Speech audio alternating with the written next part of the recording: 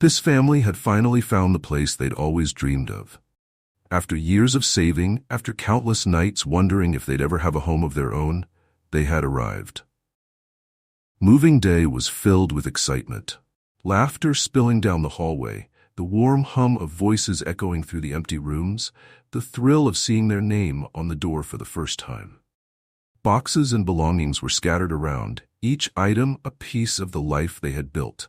Now here, in their new home, it felt like a fresh start, a place where they could leave their struggles behind and look ahead to a future filled with hope. But sometimes, new beginnings come with shadows, and they weren't alone in feeling the change. At the end of the hallway, partially shrouded in dim light, stood a woman, watching. She was silent, unmoving, her eyes fixed on them as if she were observing something she couldn't quite believe. Her expression was blank, neither a welcoming smile nor a nod of acknowledgement, just a long, lingering stare. She didn't wave, didn't introduce herself, she just watched. It was a gaze that lingered long after she disappeared down the hall, a gaze that felt like an unspoken warning. As they carried box after box into their new space, there was a sense that the walls themselves were keeping secrets, that the floorboards whispered stories they hadn't yet heard. And though they couldn't place why, a chill crept into their excitement, an unease that gnawed quietly beneath the surface. They had no idea that this gaze, this quiet hostility, would soon turn into a wall they couldn't ignore. A wall that wouldn't let them forget they were unwelcome in the place they thought they'd finally found peace. My wife and I were ecstatic that day. We'd been searching for a place like this for so long, dreaming about it during late nights when we thought we'd never find a home that felt right. And when we finally found it, it felt like everything had fallen into place. It wasn't just an apartment. It was a new chapter, a fresh start. The kids could barely contain their excitement, running from room to room, inspecting every closet, opening every cupboard, already imagining how they'd make the space their own. My daughter claimed a sunny corner for her dollhouse, while my son eyed the spot near the window for his collection of toy cars. Their laughter filled the empty spaces as if the walls themselves were coming to life. And outside, the neighborhood seemed peaceful, a world away from the noise and chaos we were used to. It was a quiet block, the kind of place where people would nod in passing, where the sound of kids playing was just part of the day's rhythm. I remember thinking, this is it. This is where we'll put down roots, where we'll watch our kids grow up, make friends, feel safe. But then, things started to feel a little off. Not at first, but in these small, almost unnoticeable ways. Our neighbor, a woman who looked to be in her 50s, maybe her 60s, seemed to be always there. I don't know how else to explain it. Whenever we went in or out, there she was, standing in the hallway or peeking from her window. It wasn't just that she was present, but there was something in the way she looked at us. Observing, scrutinizing, almost like she was waiting for something. At first I tried to tell myself that maybe she was just curious. Maybe we'd caught her by surprise, moving in with all the commotion. But there was something in her gaze, a hardness, an intensity that felt uncomfortable. The first time I saw her up close, I thought I'd try to be neighborly. I smiled, gave her a quick nod, just a small gesture. But she didn't smile back. She just stared, her eyes moving slowly from me to the kids, then finally settling on my wife, who was lifting a heavy box up the stairs. And it wasn't just a glance, it was more than that. Her eyes narrowed and her lips tightened like she was holding back something. A feeling, a thought. In that moment I felt it. A strange chill, like we'd stepped into a place we weren't really wanted. I tried to shake it off, to tell myself it didn't matter. Maybe it's nothing, I thought. Maybe she's just one of those people who don't smile much. But her look, the way her gaze felt like it went right through us, it stuck with me. It's the kind of look you don't forget. And as much as I wanted to brush it aside, that feeling, that quiet discomfort, lingered. It was like a small weight on my chest that I couldn't quite shake. The looks didn't stop. If anything, they grew sharper, colder, like each passing day added to some hidden resentment she harbored toward us. Every time we'd leave the apartment, there she was, lurking in the hallway or watching from her window, as if cataloging our every move.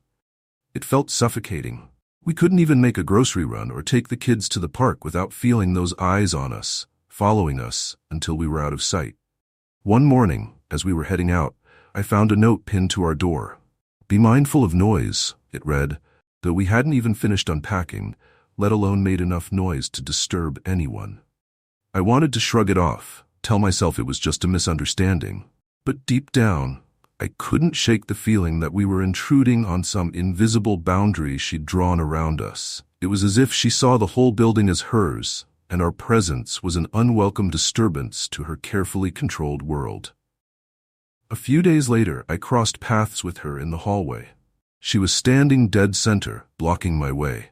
I slowed down, expecting her to step aside, but she didn't move. She stood there, forcing me to acknowledge her, to make eye contact. Her gaze was so intense it was like she was daring me to say something.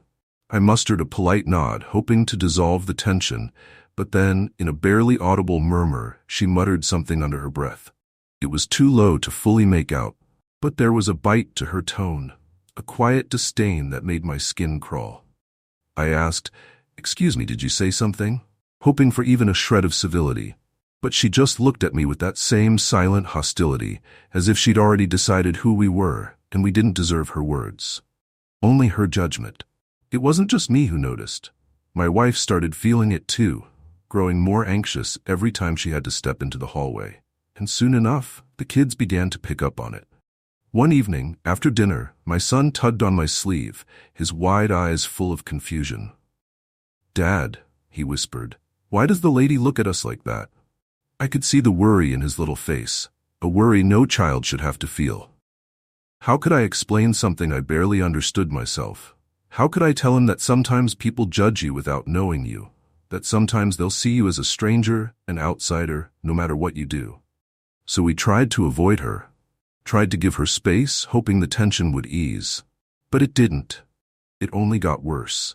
The hallway, once a simple passage to our new home, now felt like a narrow, unwelcoming corridor. Each step felt heavy, each glance over my shoulder tense, like I was waiting for her to appear, ready to cast that look of silent reproach. The kids stopped running to the elevator by themselves, holding our hands a little tighter when we walked past her door. It was as if we'd become prisoners in our own building, our every movement confined by her invisible scrutiny. And then came the day that changed everything. It was late afternoon, and I was returning from work. My wife had texted me earlier, saying she was home with the kids. As I walked down the hallway, I noticed her door slightly ajar, just enough for her to peer out, just enough to remind me that we were never alone. I tried to walk by without glancing, but I heard her voice, this time loud and clear, directed at me with a sharpness I couldn't ignore. "People like you don't belong here." The words hit like a slap. I stopped, every muscle in my body tense. I wanted to turn around to ask her what she meant, to confront this wall of animosity head-on. But I knew, deep down, that nothing I said would make a difference. Her mind was already made up. Still, her words hung in the air, lingering long after I'd walked away, echoing through our new home as if they'd seeped into the very walls. That night, I tried to brush it off, tried to convince my wife that it didn't matter. But the unease was impossible to ignore. We'd worked so hard for this place, and yet, here we were, feeling like strangers in our own home. It was like we were walking on eggshells, every little sound, every movement under her watchful eye. I knew it wasn't just about a neighbor who didn't smile. It was something deeper, something that went beyond politeness or misunderstandings. And then, the final straw came. The next morning, as we were getting ready to leave, we heard footsteps outside, followed by a knock on our door. I opened it to find the police standing there, with the neighbor hovering behind them, arms crossed, a smirk barely hidden. She had called them, reporting us as suspicious, framing us as outsiders in the place we called home. That's when I knew. This wasn't just a misunderstanding, this was something else. And it was only the beginning. One quiet afternoon, I was in the living room, unpacking the last of our things, a sense of relief finally starting to settle in. But then I heard her voice drifting through the door. At first, it was muffled, just a low, steady tone. I didn't think much of it until I caught fragments of what she was saying. "They're suspicious. I don't feel safe with people like them. Yes, right next door to me. The words cut through the air, and my heart sank. I strained to hear more, the meaning of her words settling heavily in my chest. I realized with a sickening clarity that she was calling the police, painting us as a threat, a danger to her safety, simply for existing in the same space as her. She didn't know a thing about us, hadn't spoken a single word to us, but she'd already decided who we were in her mind, and she was ready to act on it. I felt the frustration welling up, disbelief turning quickly into anger. I'd spent years working for this, saving, planning, dreaming about a place where my family could finally feel settled. We'd found that place, and here she was, tearing it down with a single phone call. The idea of having to prove our worth, our right to be there, to strangers at our door, was almost too much to bear. My wife sensed the tension, her hand resting on my arm, a quiet anchor against the storm building inside me. Her gaze was steady, but I could see the worry in her eyes. She whispered, "It's okay. We'll get through this." I nodded, trying to calm the anger simmering beneath the surface. Not long after, I heard footsteps outside, followed by a knock at the door. I looked at my wife, took a deep breath, and walked over to answer it. As I opened the door, 2 police officers stood before me, their expressions neutral, eyes scanning the room behind me. And there, a few feet away, was the neighbor, watching with that same smug satisfaction, as if she'd finally proven her suspicions true. My heart pounded as I tried to keep my voice steady, my frustration hidden. "Good afternoon, officers. How can I help you?" I could feel the weight of their gaze, assessing, scrutinizing, as though they were searching for some sign of trouble, some justification for being called here in the first place. One of the officers spoke, his tone professional but distant. "We received a report of suspicious activity. The caller mentioned feeling uncomfortable with your presence here. Would you mind showing us some ID and proof of residence?" I felt a tightness in my chest, the injustice of it all sitting like a stone. Here we were, in our own home, having to justify our right to exist peacefully in a space we'd worked so hard to make ours. But I knew that losing my temper would only make things worse. So I nodded, reaching into my wallet for my ID and the lease paperwork we'd signed just a few weeks prior. As I handed it over, I felt the heat of her gaze, that cold, piercing look that had followed us since we arrived. She was standing there, arms crossed, a hint of triumph in her expression. For her, this was a victory, a confirmation of whatever story she'd built up in her mind. I looked directly at her, my anger now replaced with something sharper, a resolve not to let her take this from us. The officer examined my documents, his expression shifting slightly as he realized the legitimacy of our situation. He glanced back at the neighbor, his brow furrowing just a bit, as if starting to question why he was even here.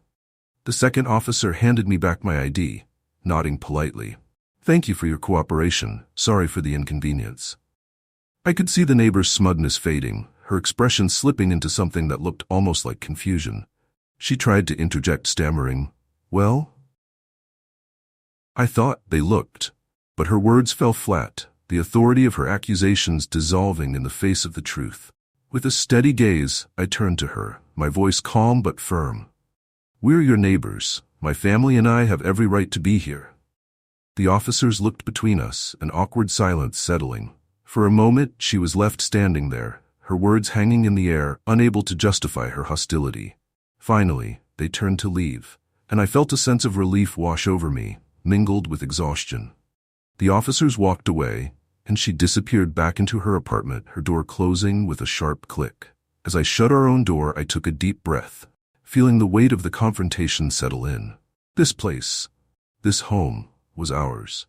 But that encounter left me wondering just how far she was willing to go to make us feel unwelcome. It wasn't over. I knew that. But as I looked around, seeing my family, our things, the little pieces of our life filling up this space, I knew one thing for sure. We weren't going anywhere. One of the officers asked to see some ID, to verify who we were. There was a slight hesitation in his voice, as if he was weighing the neighbor's assumptions against the reality he was about to confirm. I could feel my heart pounding, but I kept my expression calm. I glanced over at her, standing just a few feet away, arms crossed, a slight smirk on her face as if she'd finally put us in our place. To her, this was the ultimate victory. Proof that her suspicions were right, that we were just intruders in her eyes. I reached into my pocket, feeling the cool edge of my ID as I pulled it out, a quiet confidence building within me. I handed the paperwork to the officer, then turned, meeting her gaze with unwavering eyes. I kept my voice steady, even as I finally spoke the words that I knew would shatter her entire perception of us. Actually, I said, my voice calm but pointed, we don't just live here. My family and I own this building. The words hung in the air like a thunderclap in a silent room. For a moment, everything was still. Even the officers seemed caught off guard, their expressions shifting as they exchanged glances. Slowly, their attention turned to her. I could see the shock register in her face, her pale skin going even whiter, as if every ounce of smugness had drained out of her. Her mouth opened slightly as if she wanted to respond, to explain herself, but no words came. She was speechless, trapped in the reality she had tried so hard to deny. I watched her, her once confident gaze now flickering with uncertainty, her smug expression crumbling into something closer to fear, or maybe shame. She'd seen us as intruders, as strangers who didn't belong, and yet here we were, standing in our own home with a right to be here that went far beyond what she could have imagined. More right, in fact, than she had ever dared to assume. The officers looked back at me, nodding slightly in understanding. I could see the tension lift from their shoulders, a silent acknowledgement that this had been a mistake, that they had been called into a situation built on nothing but prejudice and misplaced suspicion. One of them handed my paperwork back, his voice respectful, almost apologetic. "Thank you, sir," he said. I nodded in return, appreciating the civility, but knowing that the damage had already been done. As they turned to leave, I looked back at her one last time. Her expression was no longer smug or self-assured. She was standing there, frozen, as if the truth had knocked the wind out of her. She couldn't meet my eyes now, couldn't bear the weight of what she'd done. The power she'd felt, the sense of control, had all slipped away, leaving her with nothing but the reality she'd tried so hard to ignore. In that silence, I realized something important. We weren't just defending our right to live here.